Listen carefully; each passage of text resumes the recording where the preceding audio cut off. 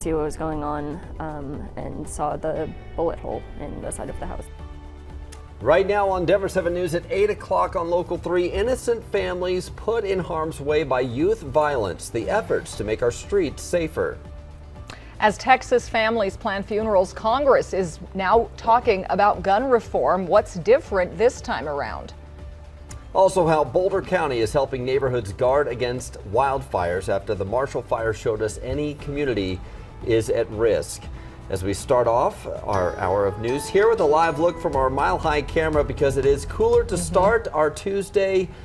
We had those high winds though yesterday, Katie, and we need some more rain to come in. And we are looking at a better chance for widespread rain and some snow up into the mountains later on tonight through early tomorrow morning. So do expect some wet weather. Right now it is dry, partly cloudy to mostly clear skies. Statewide, a gorgeous and crystal clear start to the morning near our Sangre de Cristo mountain range. More cloud coverage here over the metro area. Will stay partly cloudy and dry for the first half of this Tuesday. Temperatures outside currently are in the low 50s from the Springs to downtown up through Fort Collins and Greeley. It is a chilly morning into the mountains. We start off in the 20s and 30s in most spots. But later on this afternoon, here's 2 o'clock. The winds pick up in Denver mainly after 4 o'clock. Good chance for seeing rain showers. More widespread rain expected later on tonight through early tomorrow morning, and some snow possible in the mountains, Jason. Yeah, and that snow could stick to the roadways at times depending on the snowfall rates and the temperatures. And right now the drive up here Floyd Hill looks fine, whether you're going to go east or westbound I-70. Some cloud cover helping you out. Take a look at the drive here on I-70 in town. It is not good from Central Park through Quebec, Colorado Boulevard.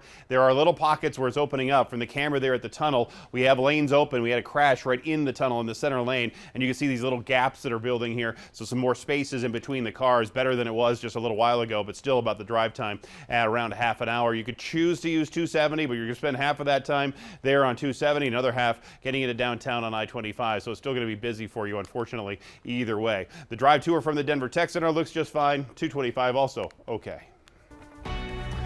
Well, this morning the Red Cross is helping families in Aurora find a place to stay after 2 condos burned overnight. Aurora Fire Rescue tweeted this photo of the fire on East Colorado Drive off Jewel Avenue. Fortunately, no one was hurt, but we do know a family's cat died. The cause is under investigation.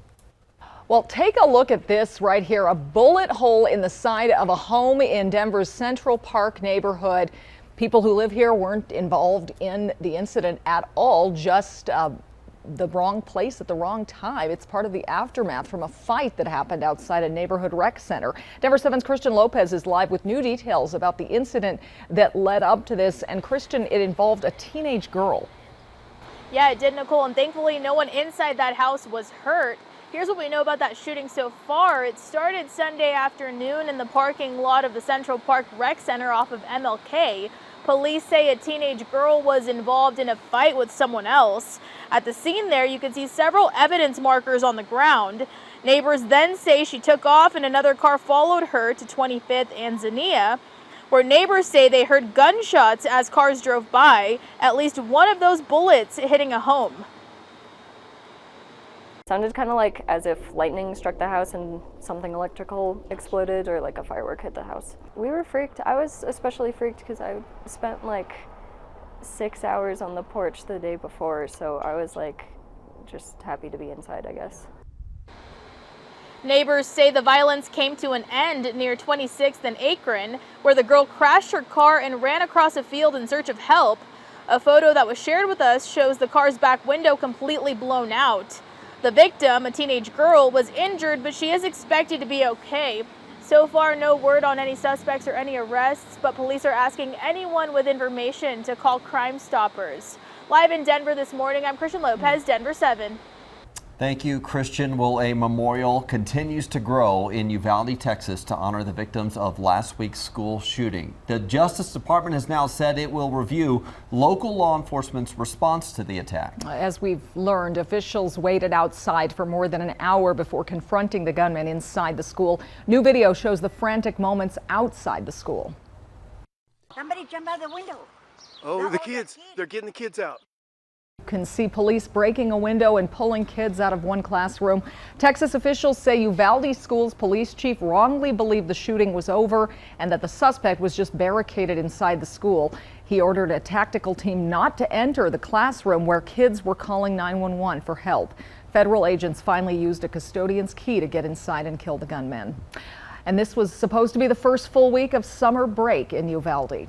Instead, the community will spend the next several days saying their goodbyes to some of the victims of the Robb Elementary School shooting. It was just this week that funerals are planned for 11 of the children and teacher Irma Garcia. Yesterday, there were visitations for 2 of the kids at one funeral home for 10-year-old Amory Jo Garza, who had just made honor roll hours before she was killed. Visitation for another 10-year-old, Maita Rodriguez, was at Uvalde's other funeral home. Her cousin had said she dreamed of one day becoming a marine biologist. As we take a live look from our nation's capital, the tragedy in Uvalde has members of Congress re-examining gun reform. A bipartisan group of lawmakers will hold a Zoom call today to look at where they can find areas of compromise. Denver 7's Joe St. George is in Washington with what might be different this time compared to other mass shootings. Yeah, Brian, good morning. And I was thinking, well, what's different this time? You know, I remember us chatting the morning after the mass shooting at the Boulder grocery store, and you asked me, is anything different? Will this be a changing event for lawmakers? And I had to be honest with you back then and say I didn't really think it moved the needle. This moved the needle. This tragedy in Texas moved the needle. And the fact that a Zoom meeting is taking place today between Republicans and Democrats, they're doing it via Zoom because they're not in session here in Washington this week.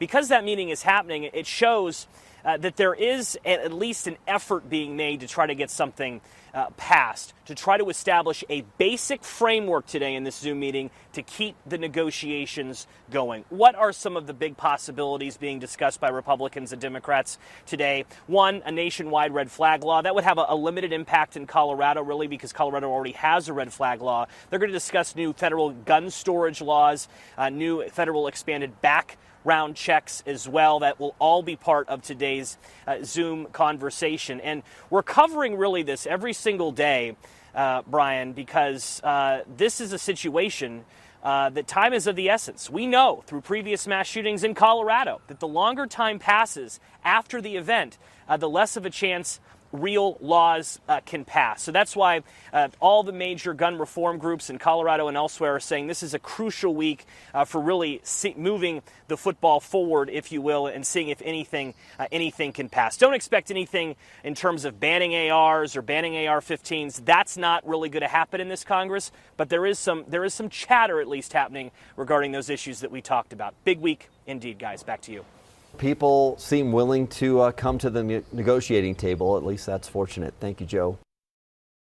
Meanwhile, Canada's Prime Minister is calling for a national freeze on handgun sales. Justin Trudeau announced plans to introduce legislation calling for a ban on buying, selling, transferring, or importing handguns. He says the legislation is in response to an increase in homicides in Canada and here in the U.S. Canada reported 743 homicides in 2020, the highest numbers since 1991. In the aftermath of the Marshall Fire, Boulder County is changing how it helps families protect their homes from wildfires. Denver 7's Colette Bordelon joins us in studio. And Colette, they're looking at an area that used to be pretty, or considered at least to be pretty safe from fires. Like we know nowadays, nothing is really safe here in Colorado, and Wildfire Partners helps Boulder County homeowners prepare for the worst.